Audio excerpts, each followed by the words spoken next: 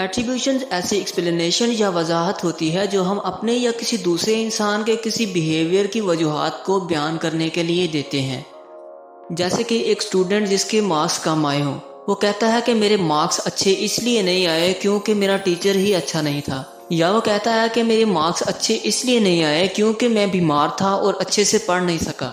या एक स्टूडेंट जो अच्छे से पढ़ नहीं सका और उसका भाई कह रहा है कि ये अच्छे मार्क्स इसलिए नहीं ले सका क्योंकि ये सारा दिन खेलता रहता था। एट्रीब्यूशन थ्योरी सोशल साइकोलॉजी में बहुत ही इम्पोर्टेंट है। ये एक्सप्लेन करती है कि किस तरह से हम अपनी इस दुनिया में चीज़ों को इंटरप्रेट करते हैं और उनको एक्सप्लेन करते हैं। एट्रीब्यूशंस इसलिए भी इम्पोर्टेंट हैं क्योंकि ये हमारे मूड, इमोशंस, एटीट्यूड और बिहेवियर को इन्फ्लुएंस करते हैं। एट्रीब्यूशंस की दो टाइप्स हैं, इंटरनल या डिस्पोजिशनल एट्रीब्यूट्स और एक्सटर्नल या सिचुएशनल एट्रीब्यूट्स। इंटरनल एट्रीब्यूशंस वो होती हैं जिसमें हम किसी भी बिहेवियर को अपने आप से एट्रीब्यूट कर रहे होते हैं या किसी इंसान के पर्सनल खसूसियात की बिना पर एट्रीब्यूट कर रहे होते हैं। जैसे अली टेस्ट इसलिए पास नहीं कर सका क्योंकि वो है ही निकम्मा, वो पढ़ता ही नहीं है, सारा दिन खेलता रहता है। या मैंने इंट्री टेस्ट इसलिए पास कर लिया क्योंकि मैंने बहुत ज़्यादा हार्ड वर्क किया था। और एक्सटर्नल एट्रीब्यूट्स में लोग अपने बिहेवियर को या अपने एक्शंस को किसी बैरूनी चीज़ के साथ एसोसिएट करते हैं कि मैं टेस्ट इसलिए पास नहीं कर सका क्योंकि टीचर ने अच्छे से पढ़ाया ही नहीं था, या अरे टेस्ट में इसलिए फेल हो गया क्योंकि उसके घर के हालात अच्छे नहीं थे, उसे बहुत ज़्यादा काम करना पड़ता था इसलिए वो अच्छे से पढ़ नहीं सका। एट्रीब्यूशन स्टेबल या अनस्टेबल होती हैं।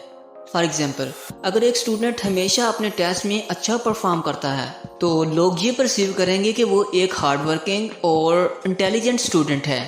अनस्टेबल एट्रीब्यूशंस ऐसी एक्सप्लेनेशंस होती हैं जो कि टेम्पोरेरी परसीव की जाती हैं, जैसे मूड और एफर्ट्स।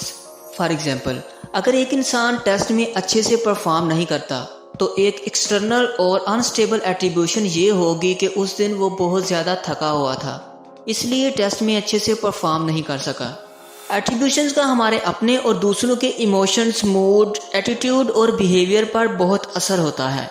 फॉर एग्जाम्पल, अगर हम अपने किसी सक्सेस को इंटरनली एट्रीब्यूट करते हैं कि मैं सक्सेसफुल इसलिए हुआ क्योंकि मैंने बहुत ज़्यादा मेहनत की थी, तो हमें ज़्यादा प्राउड होगा और हम कॉन्फिडेंट फील करेंगे। लेकिन अगर हम अपनी सक्सेस को एक्सटर्नली एट्रीब्यूट कर देते हैं, जैसा कि मैं एग्जाम में इसलिए अच्छे मार्क्स ले सका क्योंकि आज मेरा लक अच्छा था, तो हो सकता है कि आप लेस प्राउड और लेस कॉन्फिडेंट फील करें।